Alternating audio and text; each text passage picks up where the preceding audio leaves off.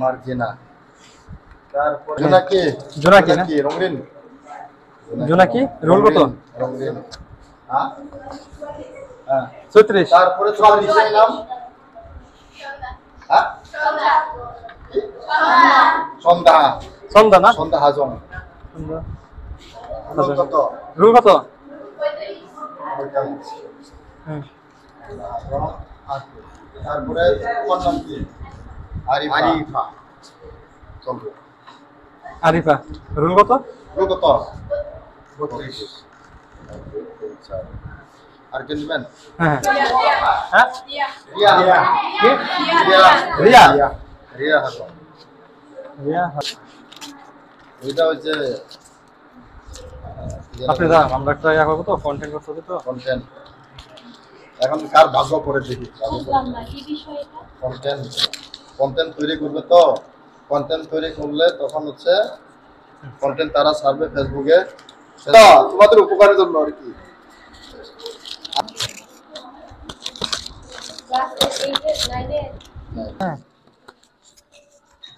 sir আমরা একটা formality maintain করব স্যার আপনারা একজন না হ্যাঁ আমরা একটা ফর্মালিটি মেইনটেইন করব ফাদার স্কুলের নামটা কি একটু লিখে দিবেন স্কুলের নামটা একটু বলেন স্যার একটু লিখে দিবেন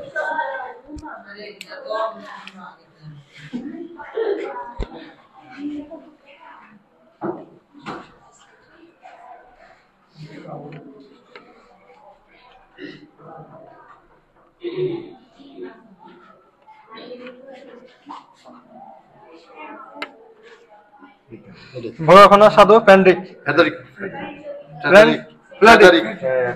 প্যাডারিক প্যাডারিক উচ্চ বিদ্যালয়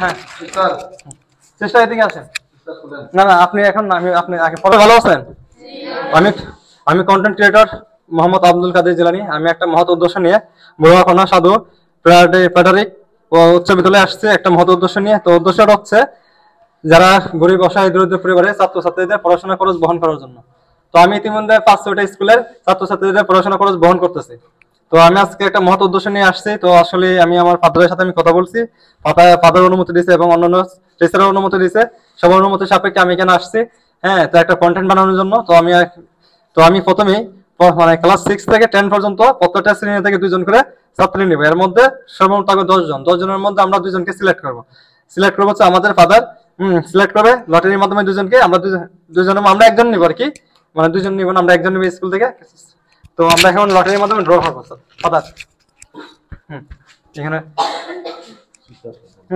সিস্টার যে কোনো একটা নেবেন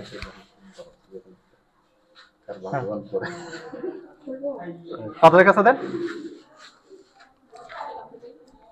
রিয়া রিয়া রোল দিয়া আপনি এদিকে আসেন এই সেই হ্যাঁ আমরা ইতিমধ্যে লটারির মাধ্যমে আমরা চেষ্টা এদিকে আসলে একটু সুন্দর হবে না না আসতে হবে হ্যাঁ যাই হোক তো আমরা দেয়া হাজমকে আমরা সিলেক্ট করছি লটারির মাধ্যমে তো আমাদের সিস্টার লটারি করছে একটা টোকেন নিচ্ছে টোকেন নিয়ে দেয়া হাজমের নাম আসছে তো আমরা এখন দেখে কিছু প্রশ্ন করবো কি নাম আপনার দিয়া রানী হাজম বাবা আছে কি নাম বাবার মিলন হাজম বাবা কি করে কাজ করে পড়াশোনা খরচ চালাতে কি কষ্ট হয় নাকি কষ্ট হয় না তো যাই হোক তো এখন তো আমি আপনাকে বড়খানা সাধু প্যাডারিক উচ্চ বিদ্যালয়ের তো আমি আপনাকে সিলেক্ট করছি তো লটারির মাধ্যমে তো আপনি কি খুশি আছেন অন্যান্য যারা যে আরো যাদের নাম আছে আপনার দিকে মন খারাপ নাকি আচ্ছা যাই হোক তো আমি চেষ্টা করবো প্রতি বছর 5 থেকে 10 জন নেওয়ার জন্য দোয়া করবেন যাই হোক তো আজকে থেকে আমি আপনার সমস্ত পড়াশোনা খরচ বহন করবো মানে আজকে কি মাস এটা কি মাস স্যার দাদা সেপ্টেম্বর থেকে আপনার পড়াশোনা খরচ আমি বহন করবো যতদিন আপনি পড়াশোনা করবেন ততদিন আপনি যদি মাঝখানে পড়াশোনা গ্যাপ দেন বা পড়াশোনা বাদ দেন তাহলে কিন্তু করবো না ঠিক আছে যাই হোক তো এখন আমি ফাদারের কাছে আমি আপনার ফান্ডে কিছু টাকা জমা দিতেছি এবং পরবর্তীতে আসলে আমি ফাদারের সাথে পরামর্শ করে কত টাকা দিতে হবে কি করতে হবে এটা আমি করবো আর কি তো ফাদার সিস্টার একটু এদিকে আসবেন একটু কষ্ট করে একটু ধরবেন মানি ব্যাগটা কোথায় মানি ব্যাগটা